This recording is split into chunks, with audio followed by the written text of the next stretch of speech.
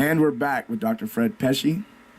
Bisci? Bisci. I want to say Pesci. Say it right. We're here with Joe Pesci. Yeah, Joe Pesci. It's the accent. Oh, man. So you started talking about something that was really interesting and talking about people who are outliers, someone who may not exactly take care of themselves, but they still perform at a really high level. I knew a number of guys like that. I as I said before, I know one guy, he ended up being a world champ. And I remember when he was a young kid, he was about, let me see if I can remember. He was about 16 years old, and he just caught everybody's attention.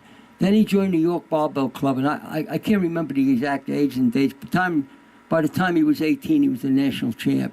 But he was in his early 20s, he was the world champ. He was the Russians were developing a great weightlifting team. A lot of those guys were into steroids legally. They went to special school. They had special training. They used the most advanced training methods, even more advanced than we were using in this country.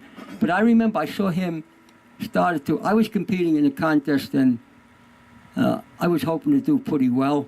I certainly wasn't in his category, but he came in and he was legless drunk, so I'm looking at the guy. And this is weightlifting, like Olympic weight. Yeah, Olympic weight, press, snatch, and clean and jerk in those days. Yeah. So they made a huge pot of coffee. They poured this coffee into the guy. He comes out, and as I said before, he wiped the floor up with everybody. he won, hands down.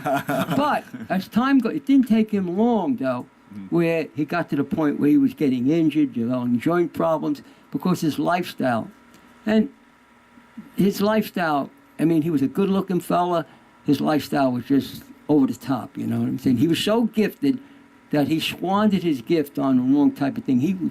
And he made his mark. He was the world's champion. I knew a number of guys that were that way. Is that the big risk, that if you do push things to chase performance and you think you're getting away with certain things because you feel good and you're lifting good, you're powerful, you get your good endurance, if you're not carefully assessing how you're going about it, you could end up in territory where you can't really get back to healthy. You may go too far and you realize maybe you've cost yourself too much and there might be not any going back from that. Yeah.